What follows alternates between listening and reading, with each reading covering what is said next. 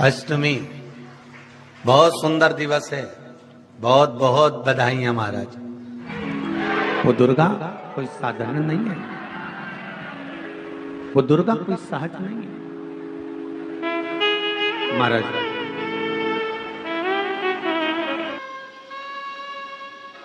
कितना सुंदर कहा है। शिव महापुराण की कथा वर्णन करती है, यदि किसी भी अष्टमी तिथि को 12 महीने में शुक्ल पक्ष कृष्ण पक्ष की अष्टमी तिथि पड़ती है, यदि किसी भी अष्टमी तिथि को अगर किसी ने नियम बनाया 5 अष्टमी का, 8 अष्टमी का, 7 अष्टमी का, एक कनेर का पुष्प शिवजी के शिवलिंग को समर्पित करना, अशोक सुंदरी के स्पर्श करना, और जो जलाधारी होती है, जैसे ये शिवलिंग है, ये जलाधारी है, तो पहले शिवलिंग पर स्पर्श, फिर अशोक सुंदरी का स्पर्श, फिर जलाधारी पर कनेर का पुष्प शिव जी की ओर मुख कर कर, अर्थात जैसे मानो ये कनेर का पुष्प है, तो ऐसा शिवलिंग का स्पर्श करते हुए जलाधारी पर जो समर्पित करता है, भगवान शंकर उसके मन की कामना को पूर्ण जरूर करते हैं। एक कनेर का पुष्प मां श्रृंगार कर रही है, कनेर के पुष्प से माता सती श्रृंगार कर रही है। पहले जटा का श्रृंगार किया, बड़ा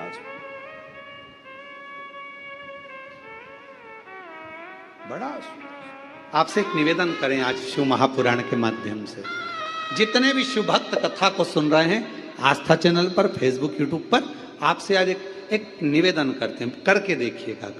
और रोज मंदिर जाते हो, रोज जल चढ़ाते हो, रोज झाड़ू पोछा भी लगाते हो, रोज तुम कुछ ना कुछ जो रोज करते हो ना, रोज प्रतिदिन जो करते हो, कभी कभी हफ्ते में, महीने में एक बार थोड़ा सा बदल कर देखो। थोड़ा रोज झाड़ू लगाते हो, पोछा लगाते हो, आज बाबा का थोड़ा श्रृंगार करो। रोज फूल लेकर जाते हो, बेलपत्र लेकर जाते हो, आज घर पे थोड़ा सा चंदन घिसो, थोड़ा चंदन। किसके लिए घिस रही हो? जम के बोलो जरा, अपने भोले बाबा। थोड़ा चंदन घिसो, वो नहीं, डब्बी मिलती है बाजार में, लोग आग अष्टगंध कोई चंदन समझ लेते हैं, और थोड़ा सा पानी में घोला और श्रृंगार करके पोत के बाबा को लगाकर आ गए। ना ना ना ना, ऐसा नहीं।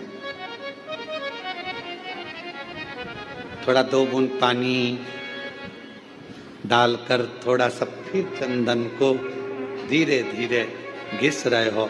हाथ की चूड़ी की आवाज उस चंदन में जा रही है, अर्थात दिल से भी कह रहे हो, हाथ से भी कह रहे हो, और चूड़ियां भी कह रही हैं, बाबा आपके लिए तैयार करा गया। कभी कभी हम रोज नहीं कर रहे, तुम्हारे पास टाइम नहीं है, हम जानते हैं तुम बहुत व्यस्त हो, इसलिए हम तुम्हारे को ज्यादा, आपने देखा होगा, पूरी कथा को उठाकर देख लीजिए, जितने साल की कथा उठाकर देखना है उतने साल की कथा उठाकर देखिए। आज तक हमने बहुत लंबा पूजन का कोई विधान नहीं बताया, हमने बहुत महंगा, बहुत सारा पैसा खर्चो ऐसा पूजन का विधान नहीं बताया।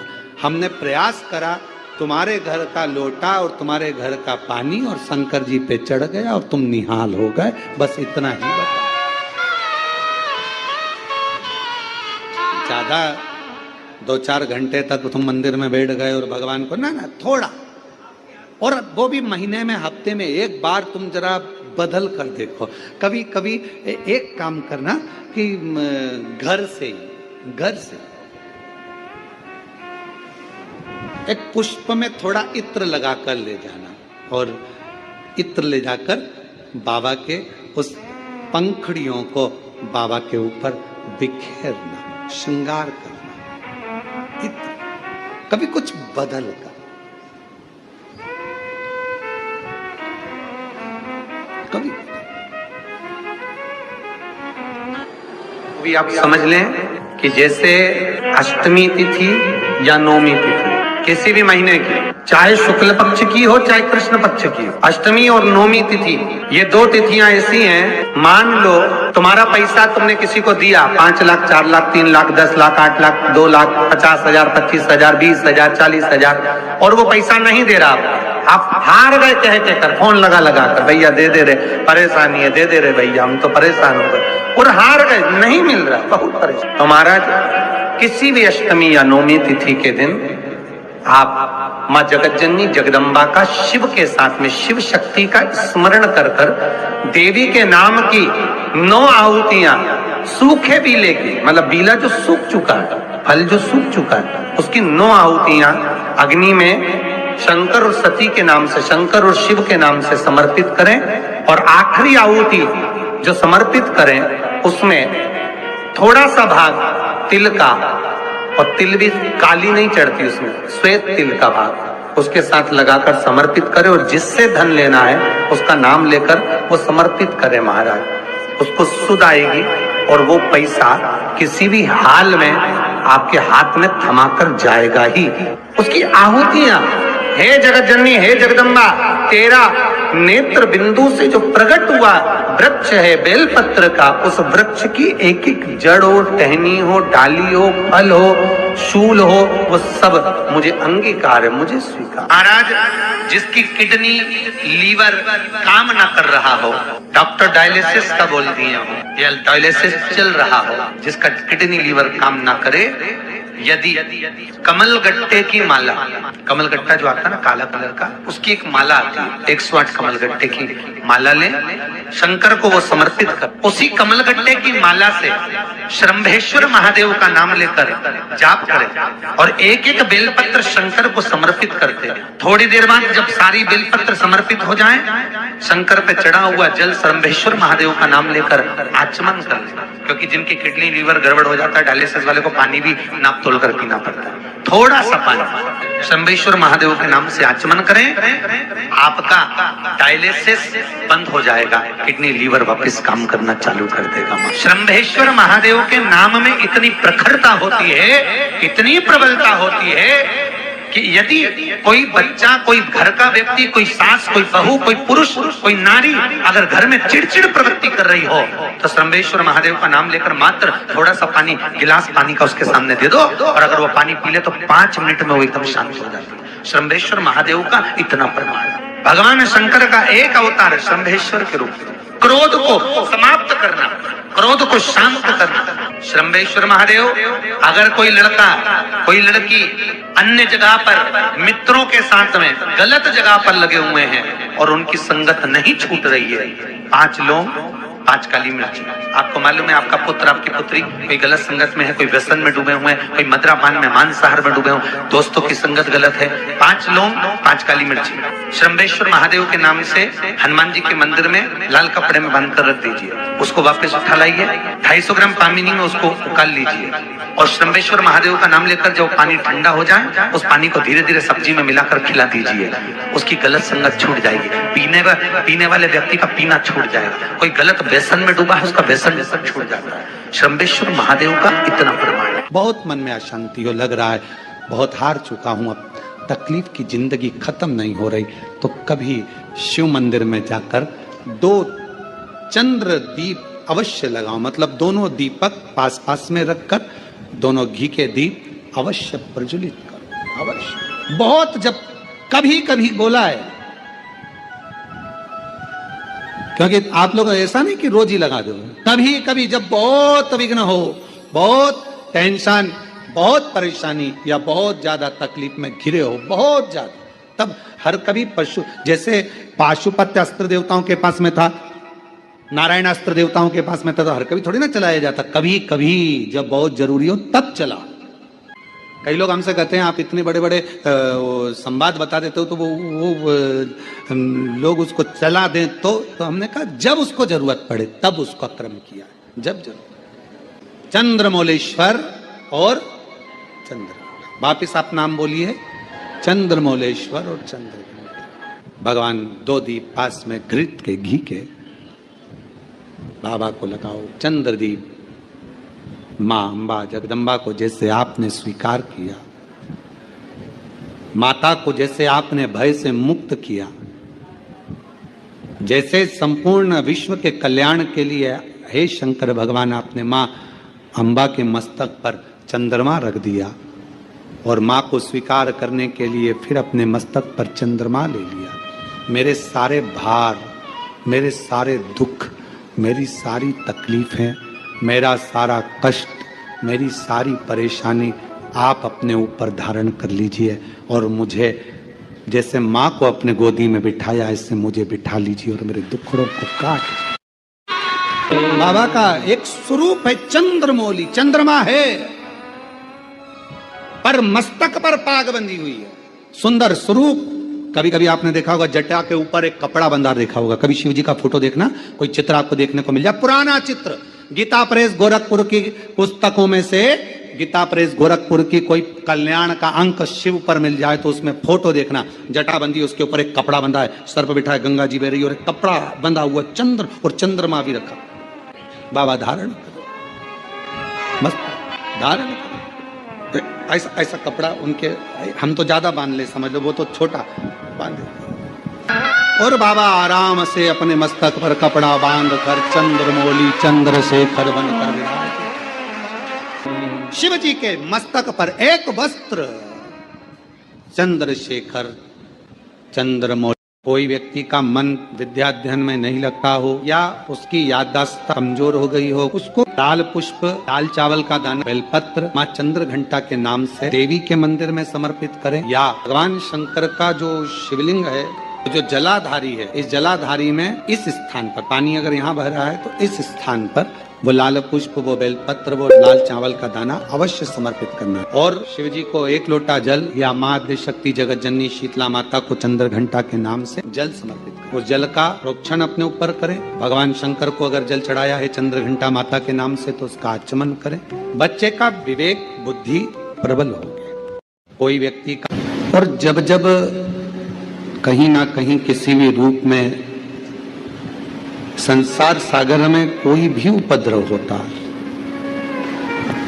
पाप कर्म जब बढ़ता चले जाता है, तब मां आद्य शक्ति दुर्गा भवानी शिव जी की आज्ञा लेकर इस संसार में शक्ति के रूप में प्रकट होती है।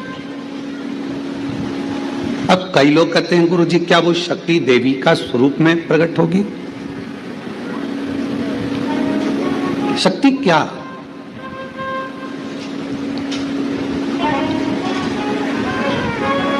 जिस काम को सबने मना कर दिया कि ये तेरे बस का नहीं,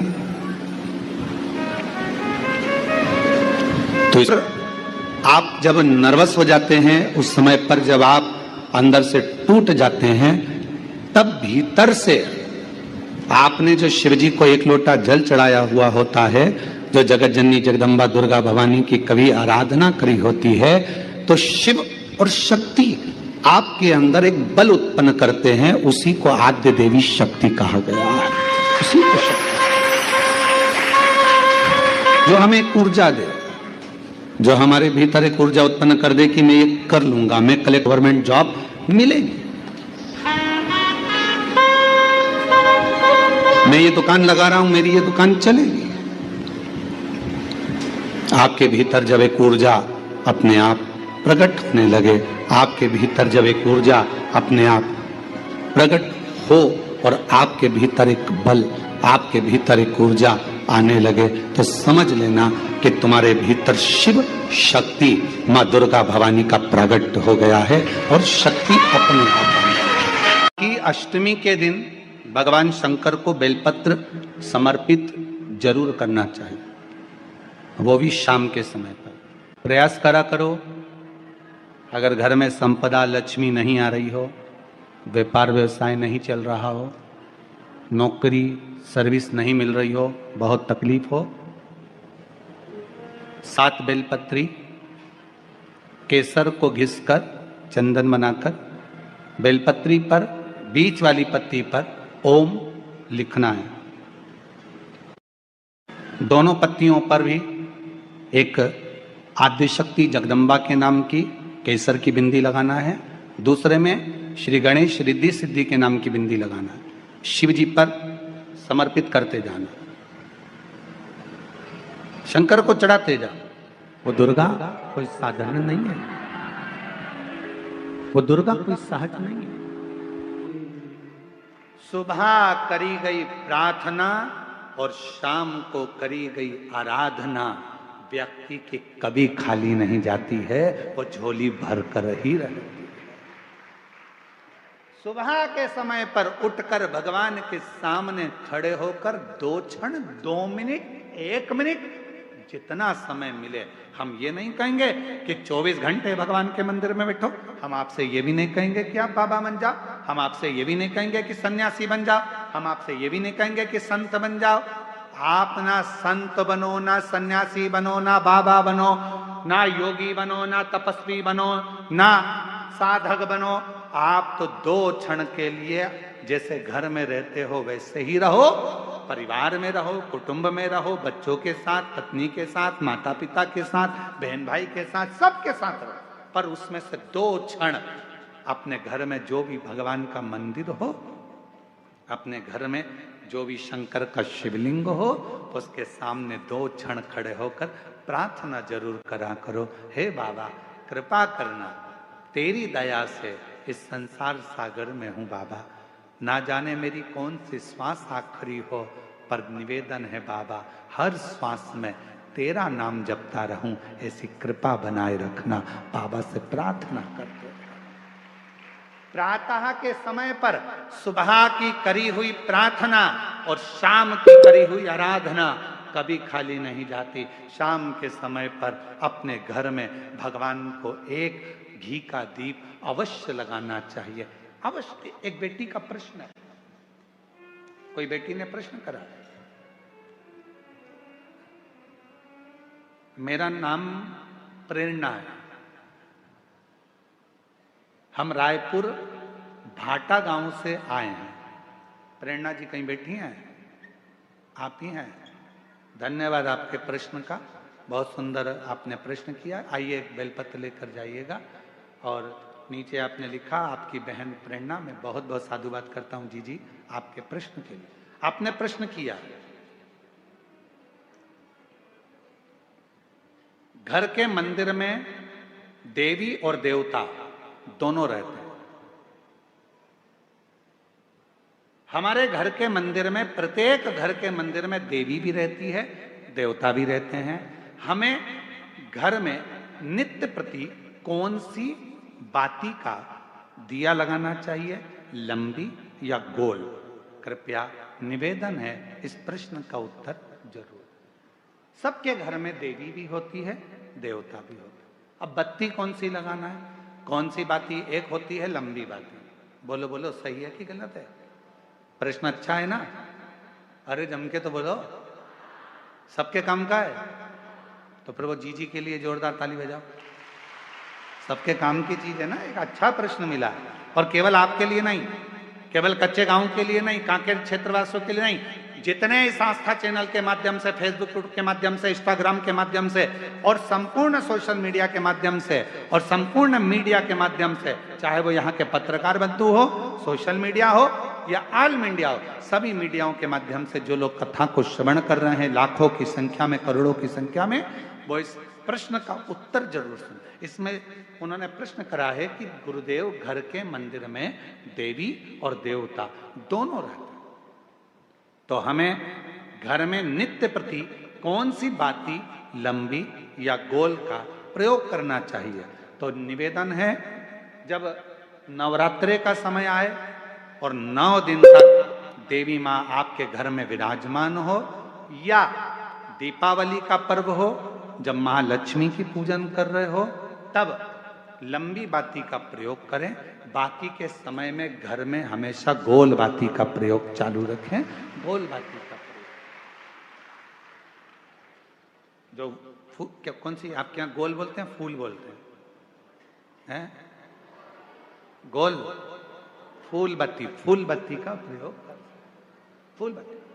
और कभी कभी यदि आप महालक्ष्मी का पूजन कर रहे हैं, माता लक्ष्मी का पूजन कर रहे हैं, माँ जगत जननी की आराधना कर रहे हैं, साधना कर रहे हैं, माँ आदि शक्ति को प्रसन्न करना चाहते हैं, माँ आदि भवानी को प्रसन्न करना चाहते हैं, और जिस दिन तुम्हारा मन कर जाए कि आज मेरी माता की कृपा मुझ पर होना है, माँ करुणा करे, माँ जगत जननी जगत धात्री माँ अम्बा कृपा करे, तो निवेदन है उस दिन 2 दीप लगाया करो, एक गोल बाती का, एक लंबी बाती का। ये 2 दीप जब हम शिव और शक्ति के लिए लगाते हैं तो हमारे मन की कामना पूर्ण जरूर होती है।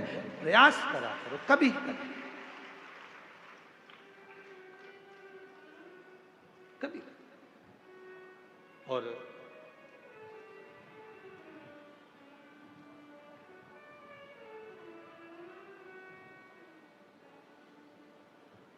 एक प्रश्न और इन्होंने लिखा है, गुरुदेव हम जानना चाहते हैं कि हम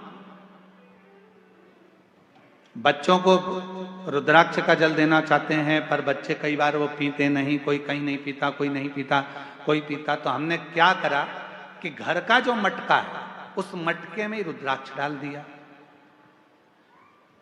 कैसी रही? अब इसका उत्तर तो तुम दे दो, कैसी रही? अरे अच्छे तो बोलो, बोलो जम के, कैसी रही? अच्छी रही। तो मेरी जीजी, प्रेरणा जीजी और जीजा जी, आप दोनों को प्रणाम, नमन। जीजी को भाई की ओर से, जीजा को साले की ओर से प्रणाम। अब प्रश्न ये है कि गुरुदेव हमारे वो मटके में हमने रुद्राक्ष डाल दिया। अब कभी कभी मटके का जल हम शिव जी को तो चढ़ाते हैं, पर कभी कभी हम मटके का जल तुलसी जी को भी चढ़ाते हैं। तो चढ़ा सकते हैं कि नहीं चढ़ा सकते? तो हम निवेदन करेंगे, मना किसने करा? उसको लेके आओ।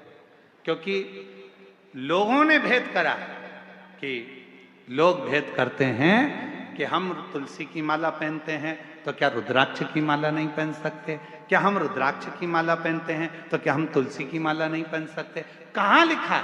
शिव महापुराण की कथा कहती है रुद्राक्ष की माला पहनने वाला तुलसी की माला को साथ में अगर धारण करता है तो उस पर श्री हरि और हर दोनों ही कृपा करते हैं। यह शिव तत्व है। आइए सदा। अच्छे प्रश्न के लिए जोरदार ताली आपके लिए। साधु।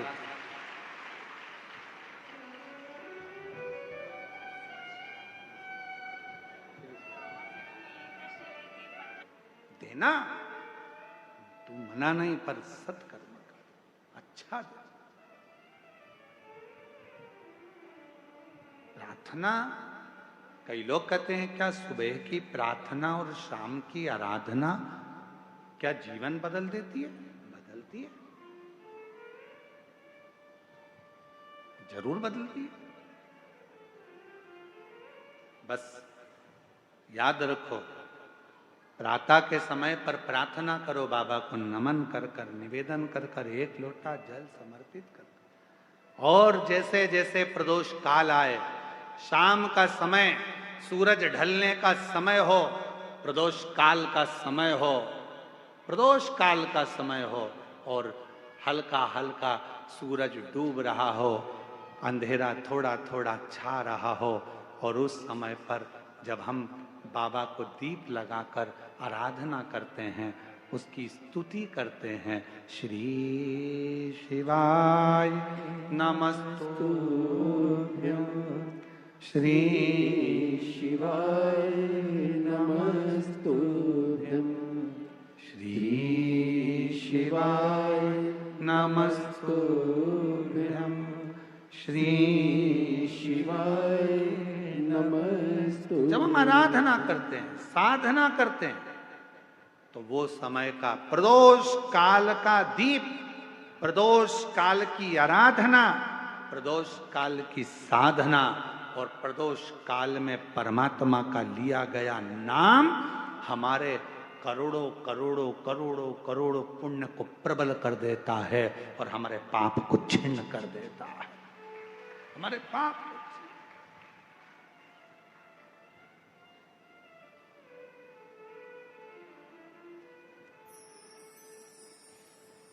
मार्गशीर्ष मास कहीं ना कहीं आपकी पुण्याई है, 5 बजे धीरे धीरे धीरे धीरे धीरे धीरे 5 बजे के बाद थोड़ा थोड़ा अंधेरा होना प्रारंभ होता है और दोनों का मिलन होता है। और उस समय पर आप शिव महापुराण में बैठकर जब बाबा से आराधना कर रहे होंगे तो जरा विचार करिएगा कि इस मार्गशीर्ष मास में कितना कितना पुण्य तुम्हारी जिंदगी में प्राप्त हो रहा होगा। कितना ये कथा 1 बजे से 4 बजे नहीं, 2 बजे से 5 बजे तक उधर से थोड़ा थोड़ा सूर्य अपनी तपन कम कर रहा होगा और इधर तुम्हारी आराधना चल रही होगी।